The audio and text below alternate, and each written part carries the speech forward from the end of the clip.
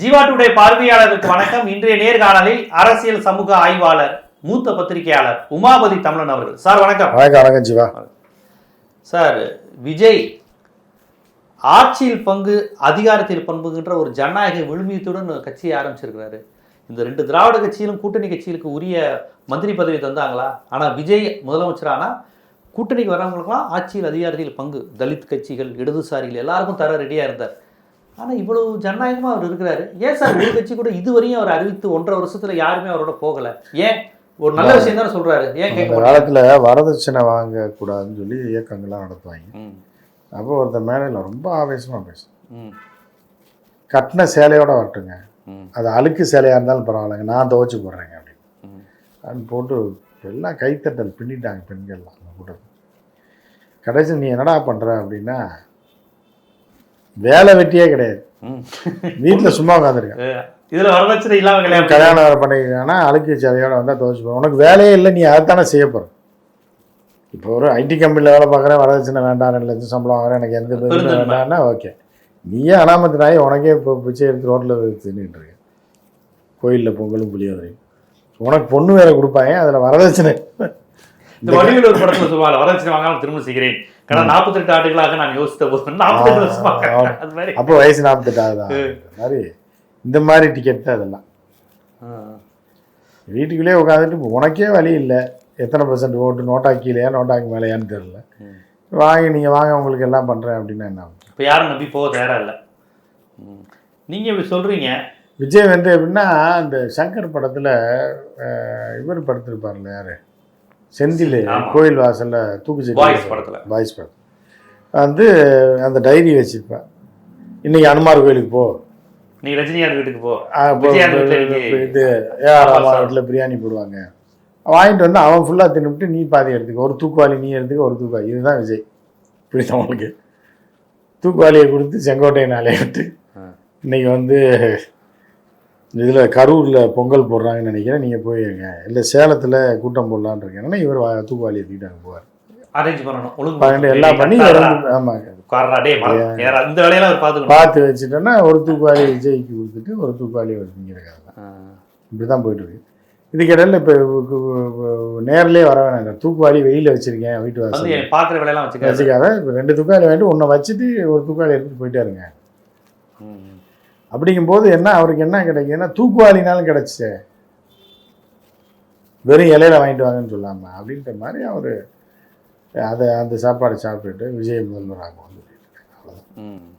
So அப்படி சொல்லிக்கிட்டு இருக்காரு. 37 விழுக்காடு வாக்கு இருக்குது அப்படின்னு ஒரு செங்கோட்டை நம்பிக்கையாக இன்றைக்கி பேட்டி கொடுத்துருக்காரு. மொத்தத்தில் சொல்கிறார், மொத்தத்தில் அதிமுக திமுக தாண்டி பேலன்ஸ் 34% வாக்கு இருக்கின்றார். அதில் ஒரு 4-5% நமக்கு வரும், அதை அதிகப்படுத்தி எப்படி முதல்வர் ஆக்கிடுவோம் அப்படின்ற மாதிரி. செங்கோட்டையன் வந்து புசியானது கீழே ஒர்க் பண்றாருங்கிற மாதிரியான விமர்சனம் அப்படிதான் இருக்கா, பேரே விமர்சனம் இருக்கா. புசியானது பொதுச்செயலாளர் யாருங்க கட்சிக்கு? புசியானது. அப்புறம் என்ன, அப்புறம் இவருக்கு என்ன போஸ்டிங்க, என்ன போஸ்டிங் இவருக்கு? ஒருங்கிணைப்பாளர் தானே, இது தானே தேர்தல் அந்த ஒரு இது, இந்த அசம்பிளர் மாதிரி. ஆமா, இந்த மேனேஜ்மெண்ட் ஈவென்ட் மேனேஜ்மெண்ட் மாதிரி தலைவர் செயலாளர். புஷியானந்த் மட்டும் இல்லை, ஆதவர்ஜனாவுக்கு கீழே. ஆமா, ஆதவர்ஜனாவுக்கு கீழே தான் அவர்.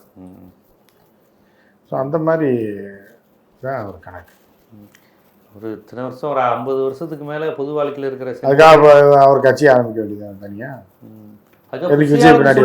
இப்ப ஏதாவது முடிவு எடுக்கணும், பொதுச் செயலாளர் ஒரு வார்த்தை சொல்லிருங்கன்னு சொல்லணும். ஆமா, புரோட்டோகால் அப்படித்தானேங்க.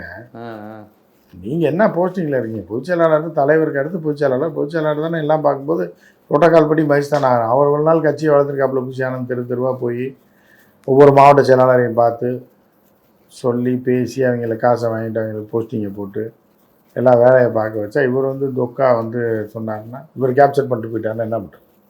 அது கட்சி புரோட்டோகால் அப்படி தான். ஓகே, அப்படிதான் போகும்னு நினைக்கிறீங்க? விஜய் பார்க்கணுன்னு இருக்காரு, அடுத்த மாநாட்டில் பார்க்கலாங்க. நீங்கள் எப்படி, நீங்கள் தானே பெர்மிஷன் வாங்குவீங்க, அப்போ கிட்ட பார்க்குங்கன்றீங்க. ஓ, கிட்டக்க பார்க்குறது இவருக்கு ஒரு வரமா செங்கோட்டையனுக்கு? ஆமாம், பார்க்கணுன்னு இருக்காரு. அடுத்த மாநாடு எங்கே போகிறான்னு தலைவர் சொல்லுவார், அங்கே வாங்க பார்த்து அங்கே வரும்போது பார்த்துக்கோ, தனியான பனையூருக்குலாம் போய் டிஸ்டர்ப் பண்ணிடாத, ஒரு கொலவெறியில் இருப்பாருங்கிற மாதிரி. அந்த ரேஞ்சில் தான் போய்கிட்டு இருக்கப்ப. பனையூரை செவுத்தை பார்த்து தான் 8 மணி நேரம் உட்காந்துருப்பாராமே தனியாக அந்த ரூமில். ஃப்ரெண்ட்ஸ் படத்தில் கிளைமேக்ஸில் விஜய் இப்படி உட்காந்துருப்பாரு, அது மாதிரியா? தெரியல, அது மாதிரி தான் சொல்கிறாங்க. செவுத்தை பார்த்து எவ்வளோ நேரம் வேணாலும் உட்காருவார், நீ ஜெயிலில் போட்டு பாருன்றாங்க. ஓ அப்படியா? அப்போ சொன்னாங்கல்ல அந்த பட்டிமன்ற தம்பி ஒருத்தர் இருக்காரு, அவரை பார்த்து 8 மணி நேரம் கூட உட்காருவாருங்க. இதுக்கெல்லாம் ஒரு பெரிய விஷயமே கிடையாது. என்ன சொல்ற, யாருடைய மனிதர்களோட பேசாம புத்தகங்கள் படிக்காம தனியா இப்படி அவரே இப்படி உட்காந்து பார்த்துட்டு இருப்பாரு. உட்காந்து பார்த்துட்டு இருந்தா கூட உட்காருவாராம் 8 மணி நேரம். அப்படி உட்காந்துருக்காராம். இது ஒரு உளவியல் சிதைவு மாதிரி இருக்கு, சைக்காலஜிக்கலா. அதுக்காக சைக்கோ ஆஸ்பத்திரியா கொண்டு சேர்க்க முடியும் இல்ல? அப்படி தெரியுது. அவரா ட்ரீட்மெண்ட்டுக்கு வந்தாருன்னா கொடுப்பாங்க. பட் அவர் வீட்டில் உட்காந்துதானே. ஓ, பெத்த ஆத்தா அப்பன் யாருக்கூடயும் பேச மாட்டாங்க. ஃபோன் பண்ணாதாங்க அப்பாயின்மெண்ட் வாங்க பார்க்க முடியாது. அப்பா யாருமேங்க என்ன அப்பான்னா அம்மான்னா என்ன வாட்ச்மேனே நிக்க வச்சிருவாரு எஸ்ஏசியை. இல்லை போக மாட்டாங்க இவங்களே. அப்பாயின்மெண்ட் வாங்காமல் எதுக்கு வந்தீங்க, நீங்கள் போயிட்டு வாங்கன்னு வெளியே அனுப்பிடுவாங்க. அனுப்பியிருக்காங்க.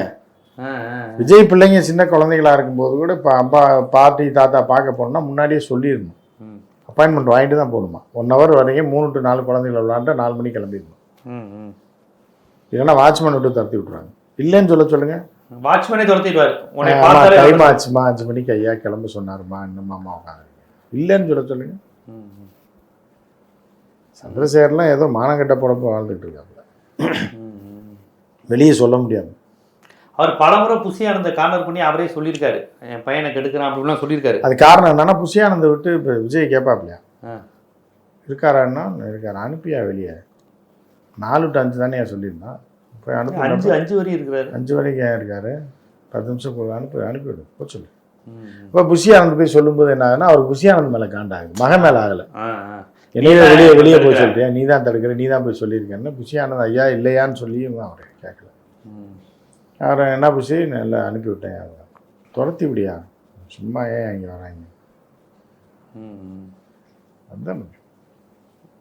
அதனால புசி மேலே கடுப்பில் இருக்கார் அவர்.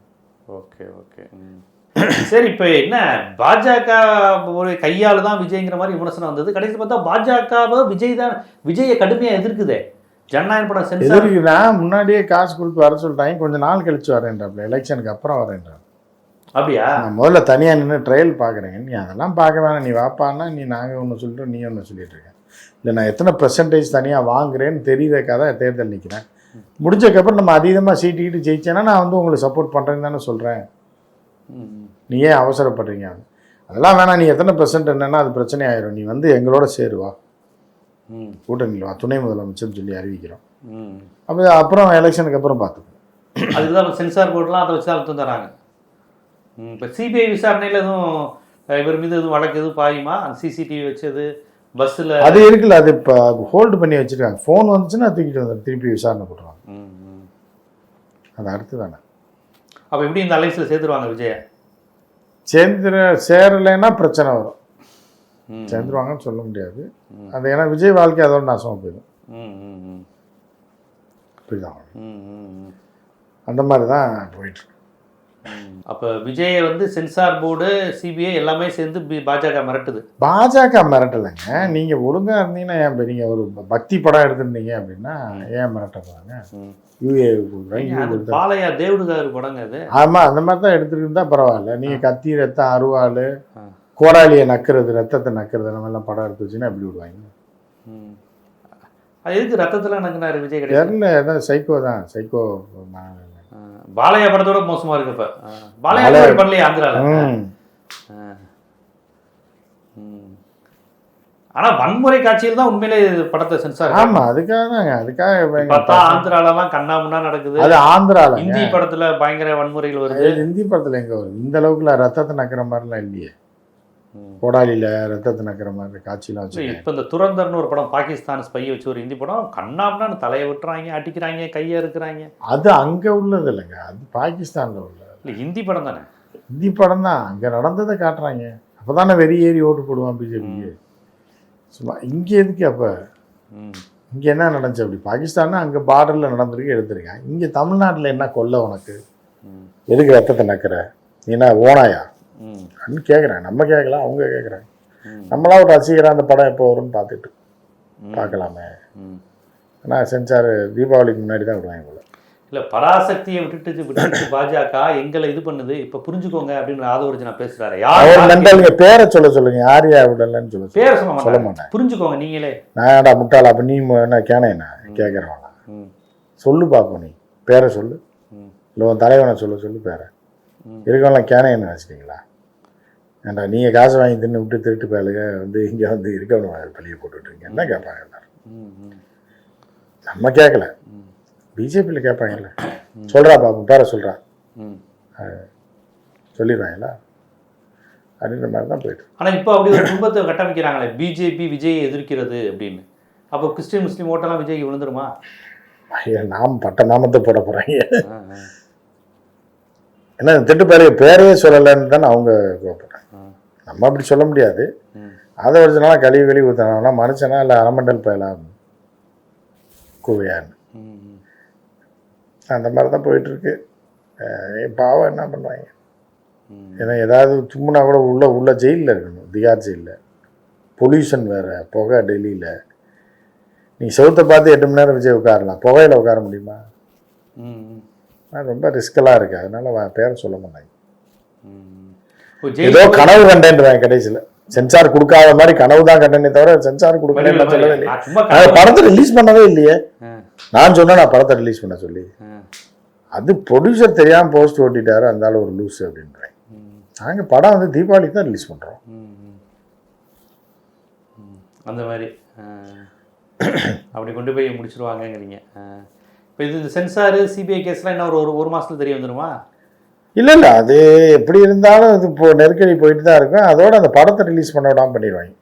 படத்தை ரிலீஸ் பண்ண எலெக்ஷனுக்கு முன்னாடி பண்ண மாட்டாங்க. அப்படி எலெக்ஷன் முன்னாடி ஜனநாயகம் வராது. பிஜேபியில் சேர்ந்தா ஜனநாயகம் வரும், உடனே ரிலீஸ் ஆகும், இந்த சனிக்கிழமை ரிலீஸ் ஆகும். இல்லை அப்படின்னா அது எலெக்ஷனுக்கு அப்புறம் தான். ஆனால் தீபாவளிக்கு முன்னாடி எப்படி ரிலீஸ் பண்ணிடுவாங்க?